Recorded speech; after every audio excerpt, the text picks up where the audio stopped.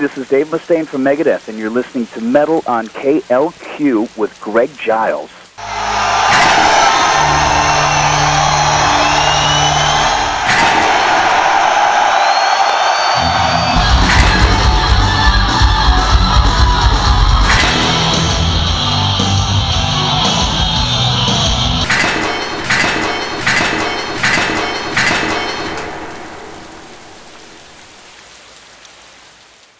Metal on KLQ. I'm Giles. Dave Mustaine from the mighty Megadeth. How you doing, Dave? I'm great. How are you? Not too bad, man. Megadeth's new album, Endgame, is out. You've also enlisted Chris Broderick to replace guitarist Shawn Drover. You can pretty much hire any guitarist out there. What factors contributed to recruiting Chris? Well, we wanted to make sure that we had the right guy. There's so much more to Megadeth than just playing songs, because we're a band that really represent a lot to a lot of people around the world. You know, there's that image of bands that are obviously taking the easy route and going with all the gimmicks and stuff. And then there's the bands that are, tried and true and stick to their guns and keep their credibility like us. And I think that a lot of the stuff that's going on right now with Endgame, with the guitar playing, with the public freaking out over the guitar playing, a lot of that, excuse me, I'm dealing with bronchitis right now. I have a pretty good picker when it comes down to musicians, and when Glenn came into the band,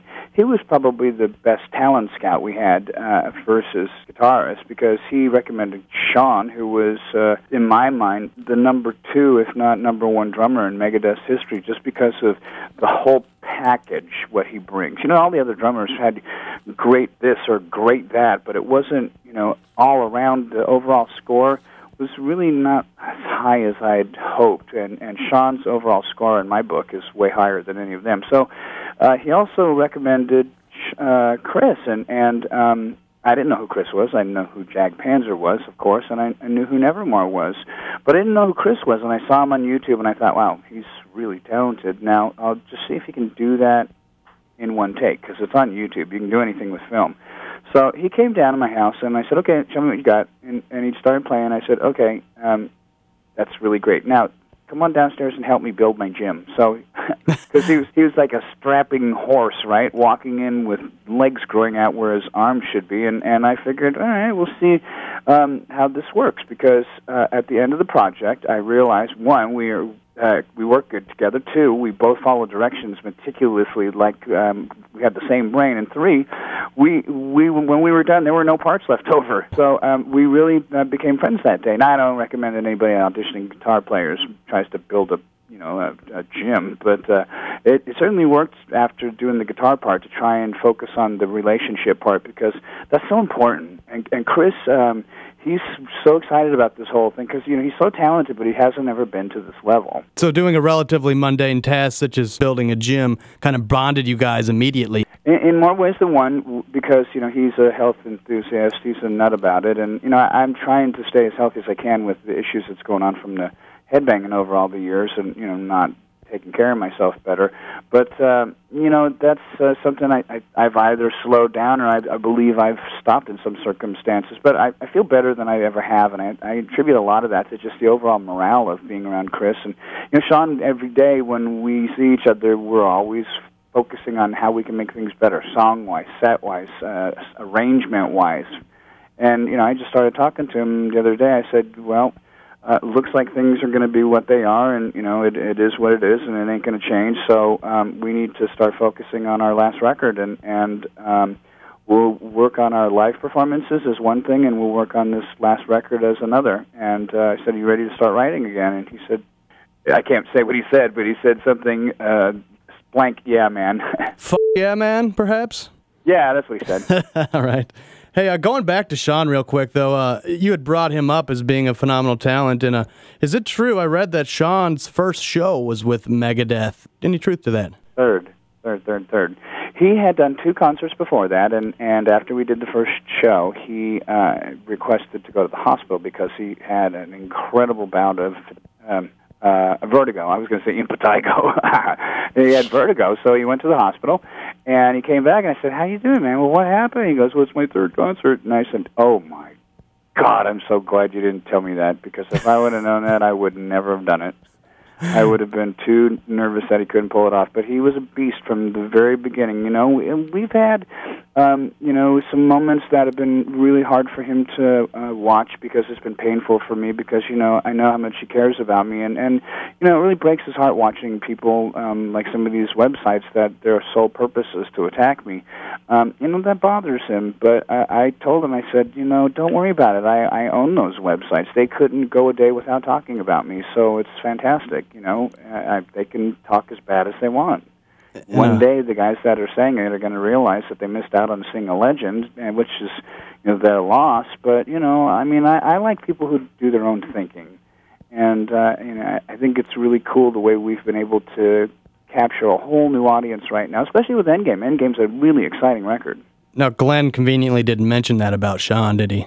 No. You know, he just believed in his brother, and that's, you know, brotherly love, and it was something that was really painful when Glenn opted to go home and spend time with his wife and son. You know, it was the best thing for all of us in the long run, but, you know, it still was hard. I had grown really fond of Glenn, too, so it was hard for me. You know, there's only been 2 guys that have actually had to leave the band. Everybody else has been fired. Fired. Is there a specific reason that you like to change up the Megadeth lineup every so often? Yeah, of course.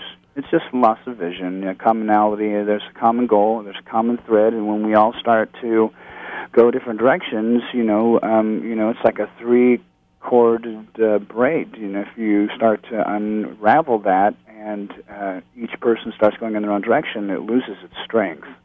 And I can remember the day I was in Tokyo, and Marty Friedman and David Ellison and Nick Menza were all sitting down at lunch with me, and they said they wanted money to just be in the room with me when I play guitar from my music because I wouldn't be able to write the songs if they weren't playing in the background. And I thought, okay, that's the last straw, you know. The musical relationship with all of us is over. Because you guys can't write songs doesn't mean that I should be punished for it. And it killed our relationship. And you know, the truth goes in, like, what have they done since? I mean, I love those guys. Well, I don't love Ellison, but, you know, I care a lot about those guys. And I respect them for what they've done for, you know, the franchise and for the legacy that's Megadeth. They all have a place in my heart, you know.